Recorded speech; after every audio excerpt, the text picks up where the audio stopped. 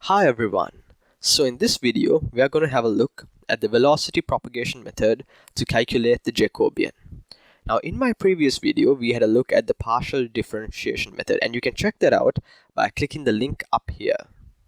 So the problem with the differentiation method is that it can be tedious to solve if you have a complicated robot with many links and joins, because the function that we would differentiate becomes quite complex and it would be difficult to solve it manually by hand. An easier approach would be to use the velocity propagation method. So without waiting any longer, let's get right into it. Now, if you guys like this video, don't forget to give me a thumbs up by clicking the like button below. And if you haven't done so already, go ahead and click that subscribe button right now. I'm Chums, and welcome to That's Engineering.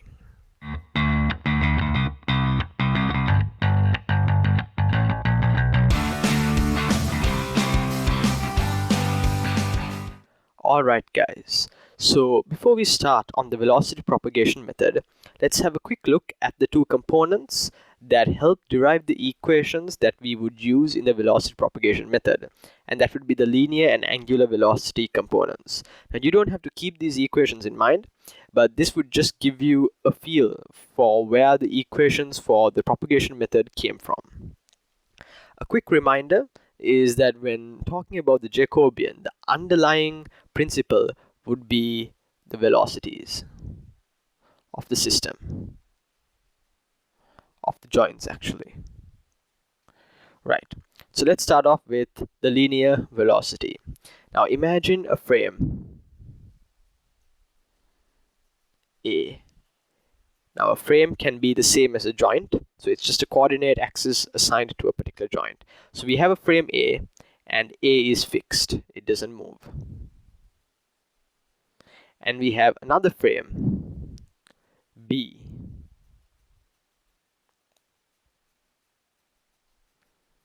which is moving linearly away from A with some velocity. So what you have to know here is that B has a linear velocity relative to A. It's moving away, but the orientation of B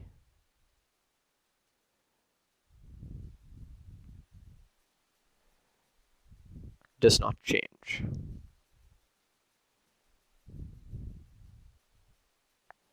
Right.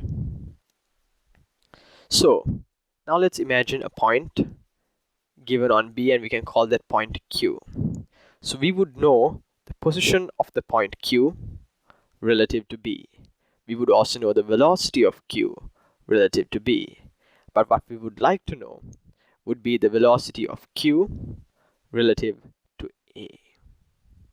So how would we calculate this? We can find this using a simple, straightforward equation.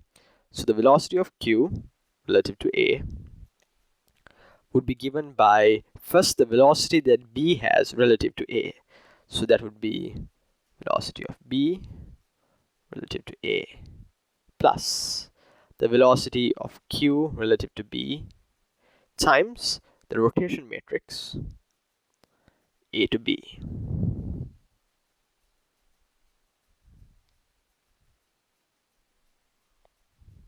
So this is the equation for the linear velocity. Now some people or some textbooks may use a different notation for this section over here. They would say Q, B, and outside the brackets they would write A.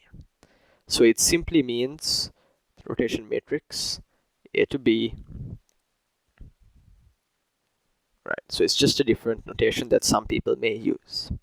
Now let's have a look at the angular velocity. So again, we have a frame or a joint. We can call that A.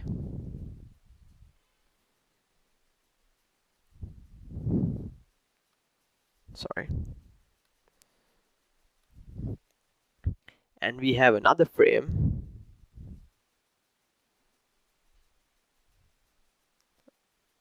B.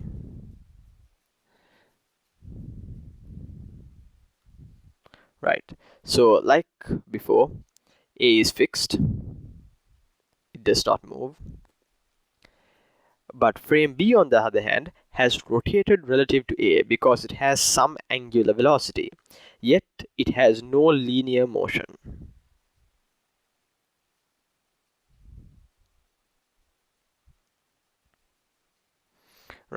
So again, we can imagine some point on B. We can call that point Q. So again, we know the position of Q relative to B. We know the velocity of Q relative to B. But we would like to find the velocity of Q relative to A. Right, so the velocity of Q relative to A would simply be equal to the rotation matrix RAB times the velocity of Q relative to B plus the angular velocity A to B cross product with the rotation matrix RAB times the position vector of Q relative to B.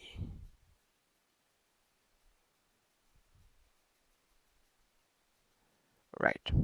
So something to note is that this is not a multiplication sign, it's actually a cross product. And you will see this sort of equation repeat in the velocity propagation equations. Now for the angular velocity, some people or some textbooks would use this notation, but I would prefer to use this notation, omega. Right, so now we can have a look at the velocity propagation method. These are the two equations and we will use them extensively in our calculations. So it's important that you understand how to apply and use them.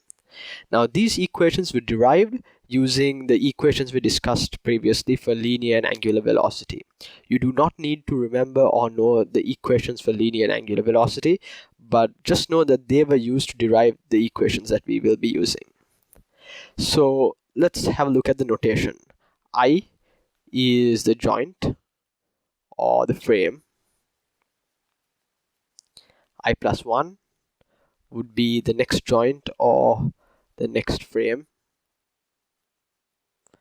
Omega represents the angular velocity and V represents the linear velocity. Right. So two notations that you may not be familiar would be this part of the equation and this part of the equation.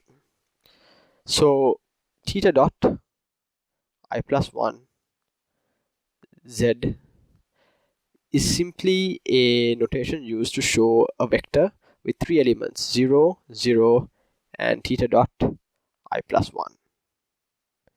And this term would only exist if the joint in question is a revolute joint, which means if the joint we're analyzing is a revolute joint, this term would exist. If however it was a prismatic joint, this term would be 0 or a 0 vector. Similarly, di plus 1 dot z is another vector with three elements, 0, 0, d I plus 1 dot. And this term would exist if the joint in question was a prismatic joint. So if we were looking at a revolute joint, this term would become 0. Right, so as the name suggests, velocity propagation method.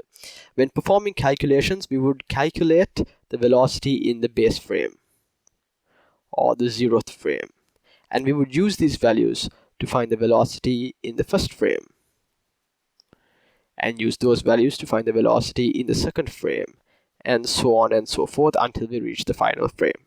So the velocities sort of propagate from one frame to another. So to make things clearer, let's have a look at a worked example. So this question has 4 parts: to find the velocities in the final frame, the Jacobian in that frame followed by the Jacobian in the base frame, and finally an equation for the singularities of this robot, if any exist. So we will be looking at a robot similar to this with 2 revolute joints and 1 prismatic joint. The transformation matrices have already been given, and I've given the transformation matrix from the base to the final frame, which was found by multiplying these 3 transformation matrices together. So the notation I've used here, C1, simply means cos theta 1, while S2 would mean sine theta 2. Now let's go through the order of operations for a problem. So for any general problem, you would assign the frames to your robot and you would analyze those frames to find your DH table. Using the DH table, we can find the transformation matrices, which I've already given for you in this particular question. Then we can apply the velocity propagation method. So we use the two equations we discussed previously, and we will go from the base frame and work our way up to the final frame. Right, so at the end of this step, you should have the velocity in the final frame. Using that, you should be able to calculate the Jacobian in the final frame. And using that Jacobian, you should be able to find the Jacobian in the base frame. And taking the determinant of the Jacobian should give you an equation for any singularities.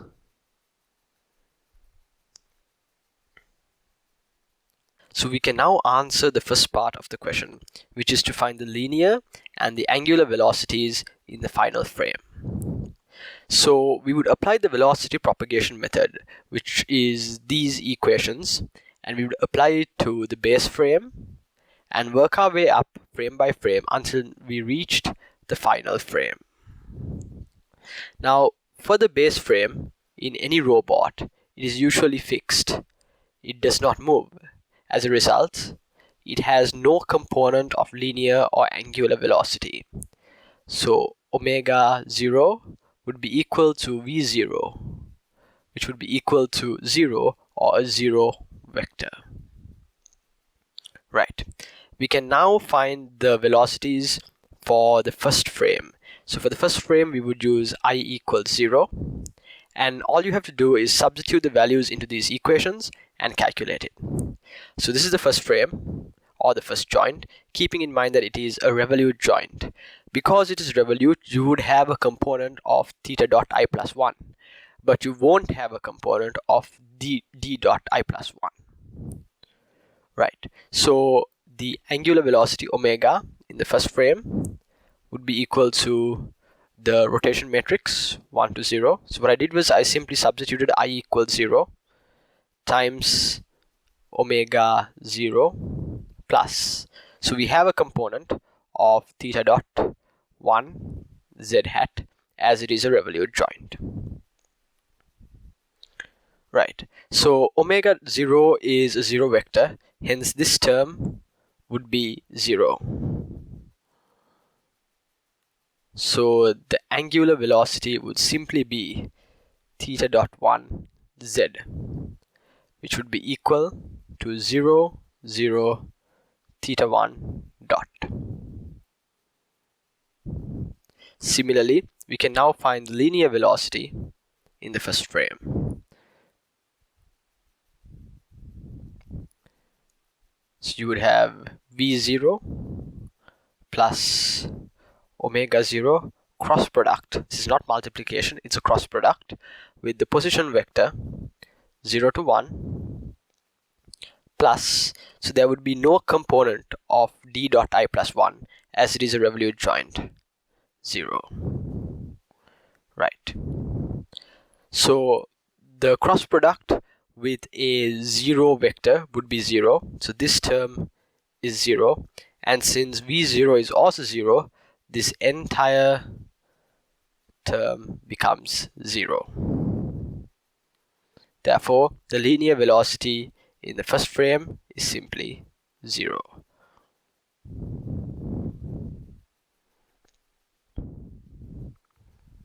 With that, we can now find the linear and angular velocities in the second frame. So for the second frame, I would be equal to 1. Substitute that into our velocity propagation equations, and for our angular velocity, you should get an equation like this. So the second frame over here is also a revolute joint. So we have a component of theta dot I plus 1, which is shown here as theta 2 dot. The rotation matrix that we need is the rotation matrix from 2 to 1. Now if we look at our relevant transformation matrix, we can split it up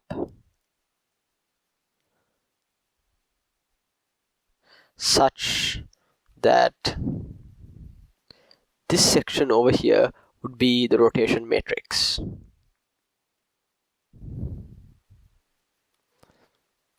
However, this would give us the rotation matrix 1 to 2. But as we need the rotation matrix from 2 to 1, we can simply take the inverse of this matrix. And as this is a 3 by 3 matrix, its inverse can be found by taking the transpose, which is where you swap the columns and the rows.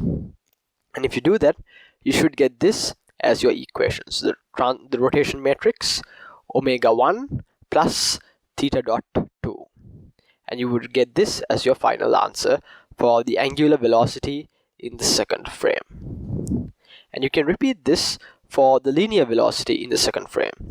So again, for the linear velocity, there is no component of d dot I plus 1. I'm sorry, it's a mistake here. It should be I plus 1. As it is a revolute joint, so that is 0. And you would get this as your equation. So now we are taking a cross product. We have some component for omega 1, but our position vector 1 to 2, which is given by these three values over here, so that's our position vector, is 0. And so this entire term is 0. And since velocity in the first frame is 0, the velocity in the second frame also is 0. So something you can realize is that we have two revolute joints one after the other. Because of that, there is no linear motion from one joint to the other. They are just rotating. They each have some angular velocity, but no linear velocity. That is why the velocity even in the second frame is 0 and was 0 in the first frame. So for the final part of this question, we have to find the velocity in the third frame, which is the final frame. And for the third frame, we would apply I equals 2.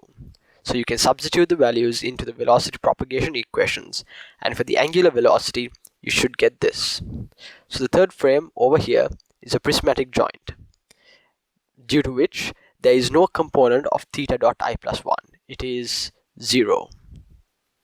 The rotation matrix 3 to 2 was simply found by taking the inverse of the rotation matrix from 2 to 3, which is obtained from this transformation matrix. And if you multiply out the values for the rotation matrix times omega 2, you should get the velocity, the angular velocity in the final frame. You can do the same thing for the linear velocity. In this case, we have a component of d dot as it is a prismatic joint. Right, so here we actually have values for our omega 2 and our position vector 2 to 3. So the position vector is obtained from these three values. And you can take a cross product by writing your three unit vectors ijk, cos 2 theta 1 dot, negative sine 2 theta 1 dot, and theta 2 dot, with 0, negative d3 and 0. And your cross product would be equal to, so for the I component, you would have theta 2 dot d3. The j component would be 0, and the k component would be negative d3 cos 2 theta 1 dot. Right. So if you multiply and add all these terms together, you would get this as your velocity in the final frame. So these are the two answers for this part of the question. This shows the linear velocity and this the angular velocity in the final frame.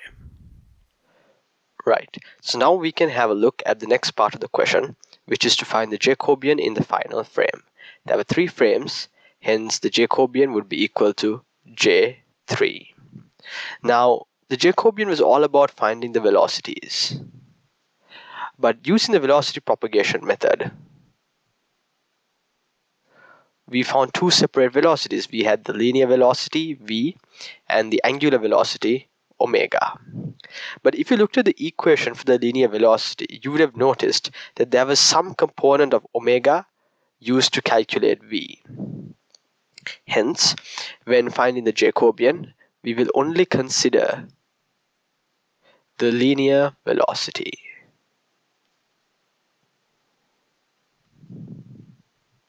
Right.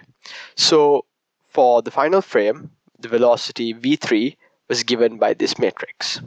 We can write this out in the form y equals the Jacobian times x dot, where x dot would be the variables θ1 dot, θ2 dot, and d3 dot. So you would get two matrices, sort of something like this matrix representing x dot.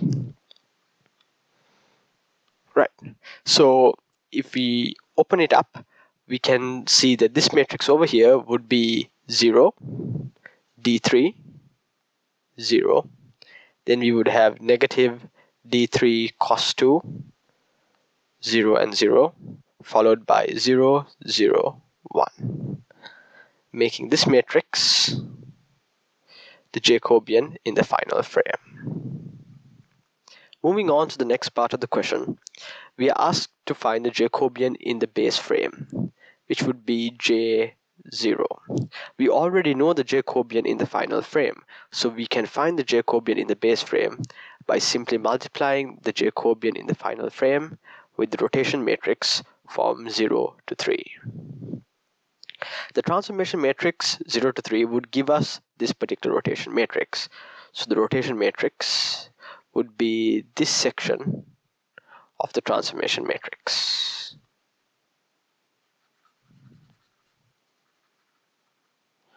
Right. So it could be written out in this form. You have the rotation matrix over here, and you have the Jacobian in the final frame over here. And if you multiply it out together, you should get this as your final answer. Alright, so for the final part of this question, we have been asked to find the singularities of this robot. So to find the singularities, you need the Jacobian in the base frame, keeping in mind that it has to be in the base frame. It can't be in any other frame. So the equation for finding the singularities is to take the determinant of the Jacobian and equate that to 0. Now I will assume you guys already know how to find the determinant of a matrix. And if you found the determinant of this matrix, it's actually going to be quite a lengthy equation. So I'm not going to show it here, but I will explain the concept. So you have an equation for the determinant, which would be a significantly long equation, and you would equate that to 0. And from this, you should be able to solve the unknowns, which would be θ1, θ2, and d3. So you would have two angles and one distance value. Now solving this by hand would prove to be quite tedious, so you would actually have to use some sort of software such as MATLAB, for example. And when you do this, you would get certain values for these three variables. So let's just say, for example, you would get 30 degrees for θ1, maybe 60 degrees for θ2, and something like 10 for d3. So what these values would actually represent are the limits of the system, meaning when the robot is moving, if θ1 became equal to 30 degrees, the robot would reach a singularity. And you wouldn't want that to happen. So you're going to have to set limits to ensure that these variables never meet these particular values. Alright guys, so that's all for this video. If you guys liked it, don't forget to give me a thumbs up by clicking the like button below. If you have any questions or clarifications on the work we just did involving the velocity propagation method, please feel free to leave a comment and I will do my best to get back to you. I hope this video helped you, and if you haven't done so already, please click that subscribe button right now. Thank you all for watching, and I'll see you in the next video. Cheers.